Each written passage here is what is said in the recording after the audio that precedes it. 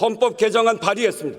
그랬더니 이런 절차가 있음에도 불구하고 이랬더니 졸속 개헌이라는 겁니다. 내용엔 반대할 게 없고 졸속 개헌이라고 하는데 제가 이렇게 여러 차례 제안했던 거 아닙니까?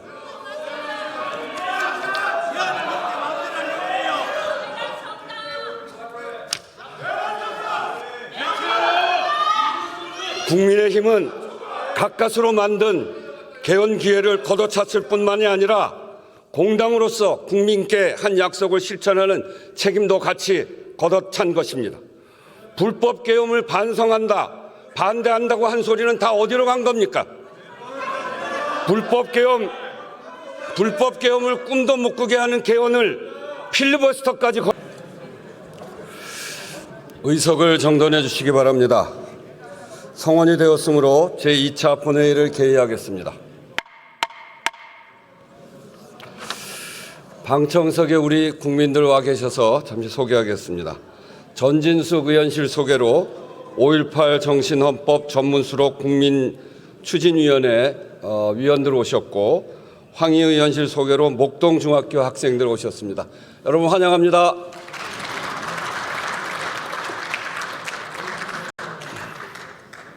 보고사항은 회의록에 게재하도록 하겠습니다.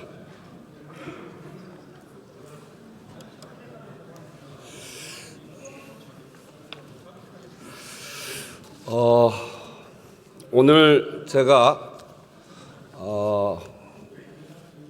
본회의를 소집하면서 어제 불성립한 대한민국 헌법 개정안을 다시 한번 투표를 하자 이렇게 했고요. 그리고 의안 50개를 올렸습니다. 그거에 관해서 제가 먼저 말씀을 좀 드리겠습니다. 의사일정 1항 헌법 개정안에 대해서 국민의힘에서 무제한 토론을 신청했습니다. 저로서는 정말 이해가 되지 않습니다.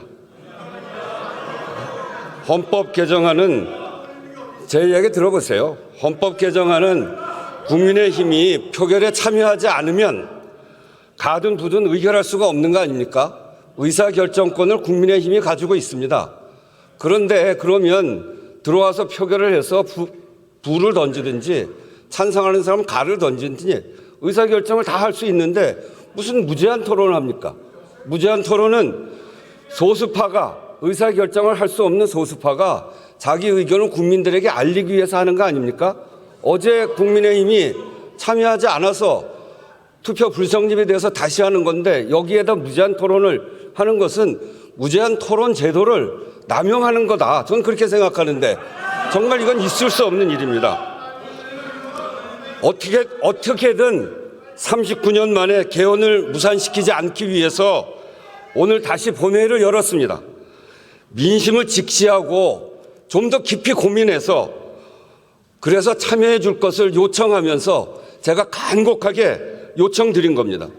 그런데 이렇게 필리버스터로 응답하는 걸 보니까 더 이상의 의사 진행이 소용이 없겠다 하는 생각이 듭니다.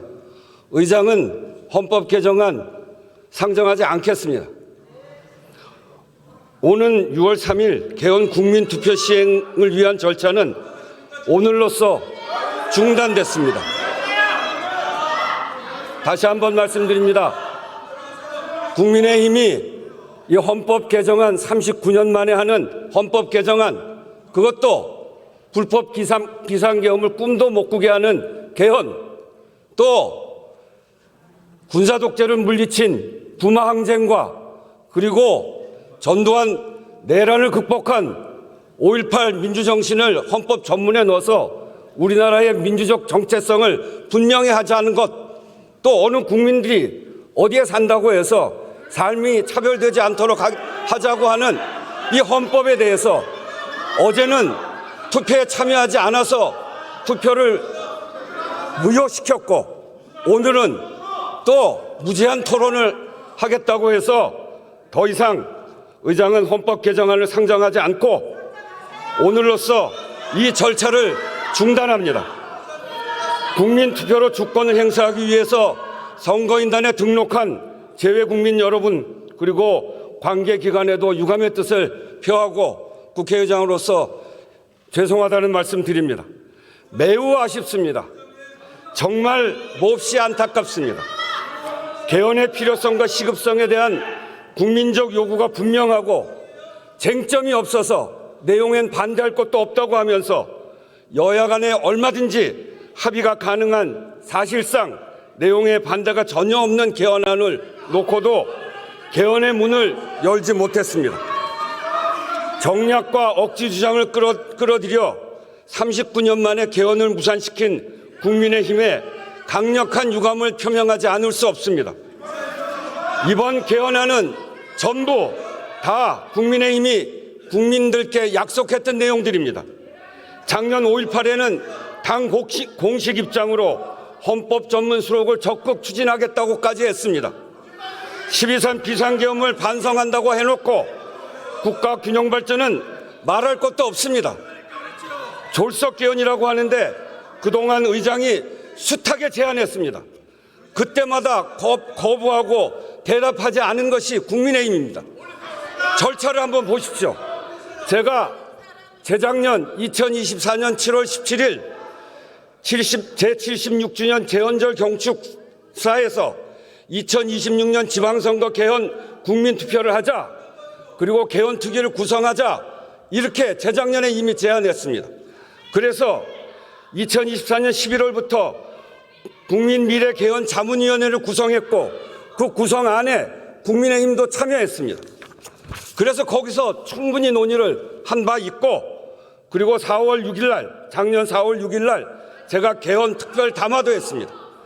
그리고 작년 7월 17일에 다시 제77주년 제헌절 경축사에서 단계적 연속적 개헌, 여야 정당 정부와도 협력하고 여론도 수렴하겠다고 하면서 다시 개헌을 제안했습니다. 그리고 올해 국회의장 신년사에서 6월 지방선거에 맞춰 개헌 첫 단추를 끼자 다시 제안을 했고, 국회는 올해 2월 22일 헌법 개정 관련해서 대국민 설문조사를 1만 2천 명을 향해서 했고 그런 결과도 발표했습니다. 그리고 올해 3월 1일에는 헌법 개정의 관문이라고 할 수 있는 국민투표법 개정안을 올렸을 때 그때도 반대하지 않았습니까? 무제한 토론을 하고, 그래서 국민투표법도 반대하다가 어쨌든 무제한 토론을 통해서 통과가 됐습니다. 그래서 개헌의 문이 열리기 시작한 것입니다. 제가 3월 10일 다시 개헌 제안 긴급 기자회견을 하면서 17일까지 개헌특위 구성하자고 제안했습니다. 그것도 거부했습니다. 그래서 재정당 연석회의를 통해서 4월 3일 헌법 개정안 발의했습니다. 그랬더니 이런 절차가 있음에도 불구하고 이랬더니 졸속 개헌이라는 겁니다. 내용엔 반대할 게 없고 졸속 개헌이라고 하는데 제가 이렇게 여러 차례 제안했던 거 아닙니까?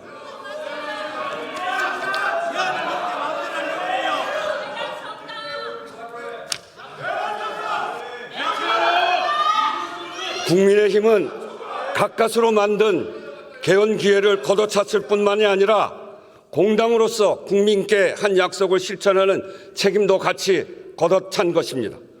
불법 계엄을 반성한다, 반대한다고 한 소리는 다 어디로 간 겁니까?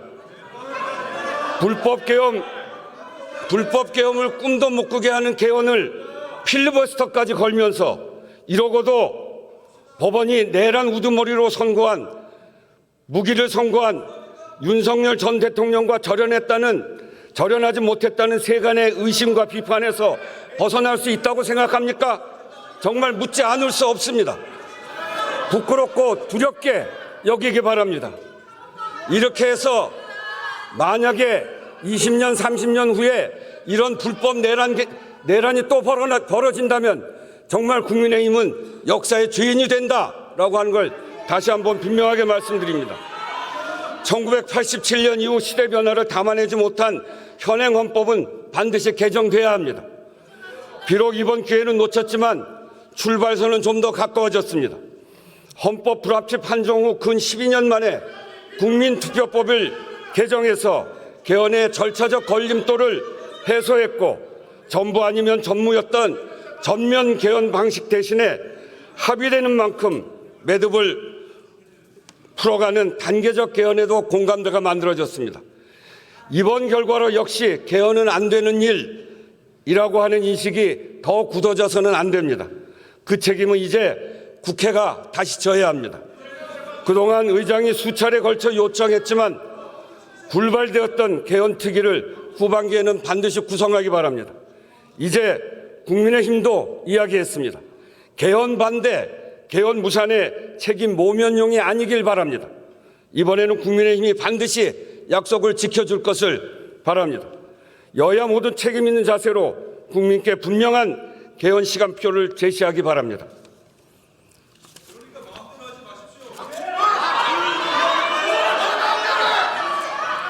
또 한 가지 더 말씀드리겠습니다. 의사일정으로 공지된 다른 50개 법안, 이 50개 법안에 대해서도 모두 무제한 토론이 신청되었습니다.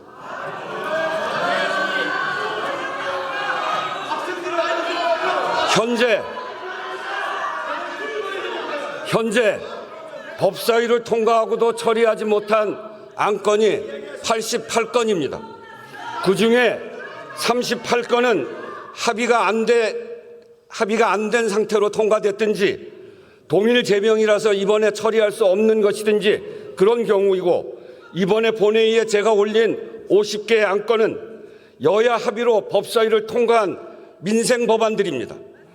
그런 법안들에 대해서 필리버스터를 걸겠다니 법안이 통과되기만을 간절히 바라고 있는 국민들은 안중에도 없는 것입니까?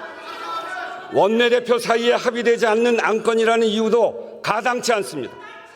본회의 안건을 정하는 권한이 교섭단체에 있지 않습니다. 여야 합의로 법사위를 통과한 법안들을 특별한 사유도 없이 선별적으로 본회의에 올리고 처리를 미루려는 이유가 도대체 뭡니까? 저는 납득할 수 없습니다. 본회의에 안건을 상정하는 것은 국회의장의 권한입니다. 무엇을 근거로 또 어떤 권한을 가지고 이건 하고 저건 안 되고 이렇게 할 수 있단 말입니까?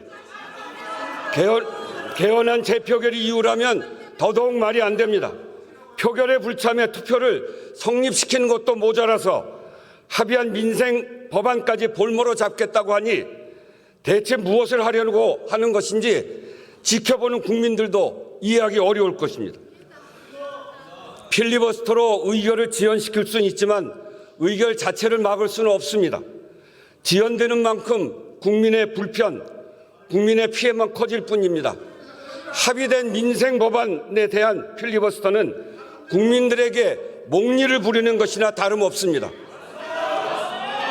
어제 통과되긴 했지만 지난번 육아휴직 확대에 대한 법안이 지금처럼 미뤄지고 나서 한 워킹맘이 저에게 이런 문자를 보내왔습니다.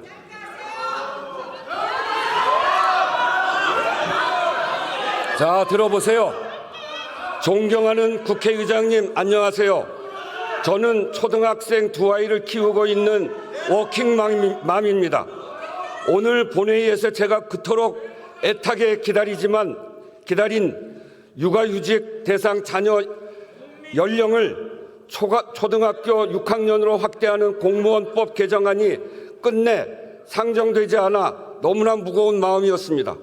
하지만 오늘 본회의 개최 시 의장님께서 법사위 안건이 240건이나 되는데 왜 일부만 상정했느냐라고 엄중히 지적하시며 다음 본회의 때는 의장 권한으로 안건을 올리겠다 단호하게 말씀을 주신 것을 듣고 다시 큰 희망을 품었습니다. 의장님, 이 육아휴직 확대 법안은 저와 같은 수많은 부모들에게 단순한 제도의 변화가 아니라 일과 가정을 포기하지 않고 지켜낼 수 있는 동아줄과 같습니다. 당장 고학년이 된 아이의 돌봄 공백이 생김으로써 매일매일 애태우며 하루빨리 법안이 통과되기만을 기다리고 있습니다. 부디 하루빨리 다음 본회의 일정을 잡아주시기를 부탁드립니다. 그리고 의장님께서 오늘 국민들 앞에서 약속해 주신 대로 본회의에서는 의장의 권한으로 적극적으로 행사하시어 미처 상정되지 못한 소중한 민생 법안들이 반드시 처리될 수 있도록 이끌어가 주시기를 눈물로 호소합니다. 이렇게 문자를 보냈어요. 왜 이거를 필리버스터를 하고 못하게 막는 것입니까?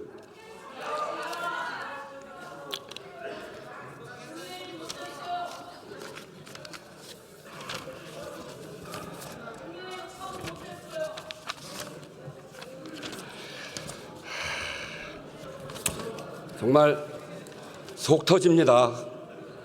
속 터져요. 법안 상정권을 갖고 있는 국회의장이 법안을 올리면 여야 합의로 법사위까지 통과된 법을 필리버스터로 묶고 못하게 하고, 제가 전반기 국회의장 아닙니까? 전반기 법사위가 통과시킨 건 제가 처리하고 가야 될 거 아니에요. 여야 합의로 한 건데 그걸 왜 통과시키지 못하게 필리버스터로 막습니까? 거듭 말씀드리지만 법안은 단순한 문서가 아닙니다. 국민의 삶이 들어가 있습니다. 때로는 비빌 언덕, 또 때로는 위로와 용기, 희망이기도 합니다. 국민들의 삶에 필요한 법을 멈춰 세우는 것은 협상이 아니라 민생을 인질로 붙잡는 것입니다. 이런 필리버스터는 정치가 아니라 민생 인질극이라는 비판을 들어도 할 말이 없습니다. 22대 국회 전반기가 얼마 남지 않은 시점입니다. 법사위를 통과한 법안들까지는 마무리 짓자는 것이 의장의 판단이었습니다. 필요한 법안을 제때제때 처리해야 국민들 불편이 줄어든다는 상식적인 국회 운영에도 어깃장을 놓는 이 상황이 저는 정말 분통이 터지고 눈물이 나올 것 같고 정말 화가 나고 답답합니다.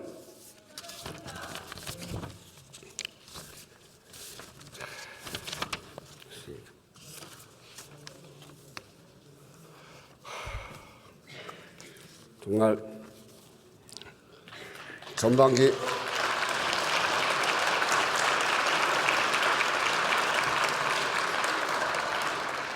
전반기 국회가 시작부터 험난했고 또 그 과정에 매우 험난한 과정들이 있었죠. 까딱하면 우리가 다 누구 말대로 꽃게밥 될 뻔도 했던 적도 있고, 그거를 국회가 극복하고 민주주의를 이만큼 회복하고, 그리고 국민들의 민생을 챙기자고 열심히 노력해서 법안을 통과시키는데, 그런 과오를 잘못 반성도 하지 않고, 그리고 불법 비상계엄을 꿈도 못 꾸게 하는 계엄 이것까지 막아가면서 국민들의 민생 법안까지 이렇게 막는 이런 무도한,